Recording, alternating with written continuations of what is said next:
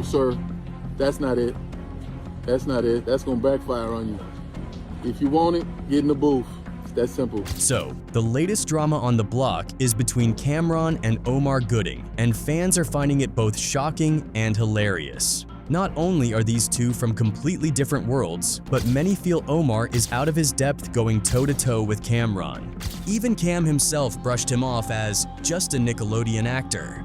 But here's the twist. Omar might actually be a lot more dangerous than folks give him credit for. Let's get into it. So here's how this whole Cam'ron versus Omar Gooding saga really kicked off. It all started back in December 2024 on Cam's podcast Talk with Flea, when he had 50 Cent on as a guest. In the middle of a convo about the struggles black actors face, Cam decided to name drop Omar Gooding. He casually referred to him as Junior, and basically suggested that if Omar wanted to get his career going again, he'd need to hit up 50 for some help. Cam didn't exactly sugarcoat it either. No disrespect to nobody I'm talking about, he said, but if you're Ving Rhames, you're sitting around, or Omar Gooding Jr, y'all dudes sitting around, I would have saved my money and shot my own ish by now. No disrespect to nobody I'm talking about, when like Ving Rhames, you sitting around, or Omar Gooding Jr, y'all sitting around, like, y'all, I would have saved my money and shot my own by now, but... Now, Omar clearly didn't appreciate being thrown into that mix, because on January 25th, 2025, he came back swinging with a diss track called Fix Ya Mouth. On the track, he rapped, "When you say no disrespect, that's just some clown-ish for coming indirect with disrespect, so watch your mouth, B." Cam, being Cam, didn't seem too pressed. The very next day, he slid into the comment section of an Instagram post about Omar's diss and just wrote, "Lol, my bad bro, I don't want no smoke." But Omar wasn't done. On January 29th, he came back with Fix Ya Mouth Part, 2 inches, and kept throwing shots at Killa. He rapped, "Rip to the old you. You sold your whole soul for a brand new grill, and it shows too. We miss the you with the gap tooth, the lisp, and the chinchillas. He was a killer, but what the F is this?" Basically, he was saying Cam had lost his old swagger. Things went quiet for a bit until May 13th. Cam popped back up with a freestyle and decided to return fire. He threw in the line, "With Omar Gooding, please don't mention me. Can't book me for no bowling alley, lounge, or dispensary." That same day, Omar hit back again with Fix Ya Mouth Part. This time, he responded directly to Cam's bowling alley line. He took a shot at the kid, Pink Power Ranger or Killer. That's not what you is. The bowling alley line was cut, I gotta admit. But put a stop to Big O is not what you did. You'd think that'd be enough back and forth for one beef, but nope. On August 5th, Cam reignited the flames. He posted a throwback photo of Omar from his days hosting the Nickelodeon show Wild and Crazy Kids with the caption, "Omar Gooding, this you? I'm back in America," and got 3 weeks before It Is What It Is starts back up. "You still wanna play? You a Nickelodeon kid. Be careful, dude, LOL. But Omar wasn't about to fold. That same day, he hopped on Instagram and sent a little warning to Cam, basically telling him that if Cam really wanted smoke, then he should hop in the booth and get it. No, sir. That's not it. That's not it. That's gonna backfire on you. If you want it, get in the booth. It's that simple. Then, on August 12th, Cam finally decided to speak on the whole situation in full. He posted a video on Instagram where, interestingly enough, he admitted that Omar's diss records were actually pretty good. Cam explained that he hadn't really been responding before because he was locked in on It Is What It Is and didn't have time to juggle beef. But now that he's on vacation, he's got time, and he's ready to give Omar his full attention. And that's when things took a petty left turn. Cam revealed that a few weeks earlier, he'd come up with a little scheme. He actually hired Omar to work on a movie in Miami. And the twist is that the film's never coming out. According to Cam, the whole thing cost him about $3,500, and it was worth every penny just for the laugh. "That movie never coming out," he said. "I booked you. and I was laughing at you behind the scenes. I was there. I was sitting there, laughing at you. Then, just to really rub it in, Cam posted behind-the-scenes clips. In one video, Omar is seen signing a contract. In another, Cam exposes him with his shirt lifted, showing his gut, and later doing some push-up drills. Footage Cam made sure to point out was all for nothing since the project was shelved. Omar, though, wasn't embarrassed. Later that same day, he posted his own response confirming that Cam's story was true. He even seemed amused by the whole setup, like it didn't bother him in the slightest. But he did make one thing clear: Cam might have had his little laugh now, but musically, Omar's about to turn up the heat.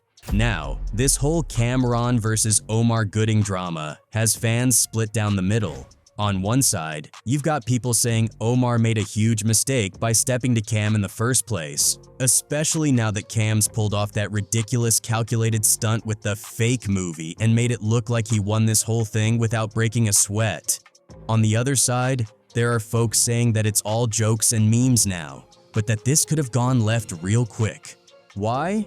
Because as much as the beef feels like entertainment, both of these men have reputations for being wild, especially outside the spotlight. And believe it or not, that includes Omar. See, a lot of people only know Omar Gooding as the actor, Nickelodeon's Wild and Crazy Kids, the goofy best friend on Hangin' with Mr. Cooper, the big brother in Smart Guy, the hard-nosed athlete in Playmakers, or Sweet Pea in Baby Boy. It's in season. They wearing this in Paris. I saw Tyra Banks wearing this in the magazine, and you finer than her.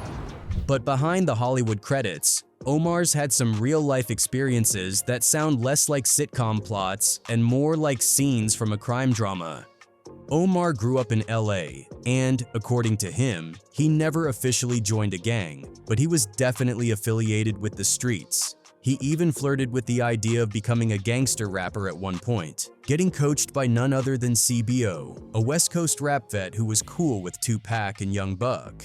And then there's the story Omar told on Vlad TV. Omar recounted this one night when he and his best friend, plus another dude, went to a house party. Everything was cool at first, until a younger gang at the party decided to try and press them. There was another gang there, and they approached us, just straight up, hit us up, where you from, that type of thing. Things went from tense to violent fast. The rival crew started chucking bottles across the room, and Omar found himself diving for cover. As he's on the ground, ducking, he hears someone yelling, "I got him! I got him!" He looks over, and what he sees stops him cold. His best friend is right there beside him, not moving, blood pouring from his head. Someone had shot him. The fight didn't just start. They just surrounded us and then separated us. And still, no one threw a punch. They started throwing bottles. And then I hear, "Oh my God, I got him, I got him." And I look over, and my best friend's on the floor, motionless. By some miracle, his friend survived. But Omar says they didn't go looking for payback afterward. Still, life has a way of balancing the scales. One of the guys involved ended up dying later, and another got arrested. Omar insists he and his people had nothing to do with it, but for some fans, that's one heck of a coincidence. One guy got killed, another one went to the hospital. Wait, so did your friend die? No, Your friend survived? he survived. Okay, so who got killed? The other side, guys there that were involved. I'm saying I can speak for sure that at least 2 or 3 of them are no longer with us, but it didn't happen from us or because of that incident. And just when you think Omar's past couldn't get any more surprising, there's another wild story from way back in 1995, when he was just 19. According to Omar, he and some friends were hanging out when the topic of buying guns came up. Friends that grew up in Compton and whatnot, they were affiliated. They may not have been active gangbangers. If you're in that element, you're in that element. I know we went somewhere and somebody had a gun, and I was like, "Well, we all out here, why ain't we got no guns?" He's like, "Well, let's buy some guns." Later that night, Omar ended up driving around with 3 guns in the car and 3 friends riding with him. They were just circling the block trying to find parking, but every time they turned a corner, another police car seemed to pop up behind them, like the cops were closing in without saying a word. So when I circled back to the front, I noticed a cop car got behind me, but I didn't think much of it. I made 2 turns, because we went all the way around. Right turn, right turn, right turn. And every time I turned the block, it seemed like another cop car got behind it. When they finally looped back around to where another friend was waiting, Omar told him to hop in. But as soon as the friends spotted all the police cars trailing them, he wanted no part of it. He straight up refused. Omar drove just a few more feet before the sirens lit up, and that was it. Game over. The cops ordered them to pull over, shut off the engine, toss the keys out the window, and then they were all taken down to the station. Close the door, we drive maybe 2-3 feet, and boom, the sirens go off. Driver, pull over, turn the engine off, throw the keys out, and we made it to the station. Luckily for Omar, this didn't end in a prison sentence. Instead of serving real time, he caught a break and got slapped with 18 months probation. But that wasn't his only legal hiccup. Fast forward to 2013, and Omar found himself in trouble again, this time for driving under the influence. He failed the sobriety test on the spot, and once again, the cops hauled him into custody. Now, flip the script to Cameron's backstory, and it's a whole different vibe. Cam grew up in Harlem, and anybody from there will tell you it's not exactly the kind of place where you can grow up soft. But before he was the Killa Cam we know today, rap wasn't even his first dream. Basketball was. He went to Manhattan Center High School for Science and Mathematics in East Harlem. And here's where it gets even more interesting. His teammate on the court was none other than his childhood friend Mace, who would also go on to become a rap star. These two weren't just out there playing for fun either. They were serious contenders. Their chemistry on the court was so strong that they led their team to second place in the NYC High School Basketball Finals. Cam's talent was undeniable. In fact, for the 1994 graduating class, he was ranked among the top 25 players in the entire country. That kind of ranking had big-name college programs practically lined up at his door. We're talking offers from basketball powerhouses like North Carolina, Syracuse, Duke, Florida, USC, Georgetown, and Miami. If things had gone according to plan, Cam might have ended up on a college court instead of a concert stage. But here's where life threw him a curveball: his academics. Cam's grades weren't up to par, and just like that, those Division I scholarship dreams were out the window. With the major schools off the table, he wound up at Navarro Junior College in Texas. On paper, it was supposed to be a stepping stone toward bigger things, but in reality, it turned into a short-lived detour. Between battling a nagging hamstring injury and just not feeling the environment down there, Cam's hoop dreams slowly faded away. When Cam finally made his way back to Harlem, the reality check was brutal. There was no basketball career waiting for him, no recruiters, no offers. That dream was gone. Out here, survival was the only thing that mattered, and for Cam, that meant diving headfirst into the street game. He started moving weight even across state lines, something he wouldn't shy away from talking about later on in his music. In his track It's Killa, he flat out mentions moving in Maryland, which wasn't just a rap bar, it was a nod to the real moves he was making back then. And it wasn't like this was happening during some quiet, peaceful time in Harlem either. The streets were on fire. Local figures like Baby M and Pop Lottie were locked in violent beefs, and shootouts weren't rare. They were part of the neighborhood soundtrack. Danger was a daily reality you had to navigate, but the streets didn't just bring money, they also brought pain. In March 1997, Cam got hit with a tragedy that cut deep. His cousin and rap partner Derek Bloodshed Armstead was killed in a car accident. Bloodshed wasn't just family, he was part of Cam's musical foundation. Together, they were in a crew called Children of the Corn, a group stacked with Harlem talent like Big L, Mace, and Herb McGruff. When Bloodshed died, it didn't just shatter Cam personally, it effectively ended the group. That loss hit him like a freight train, but it also made him more determined than ever to make something out of rap.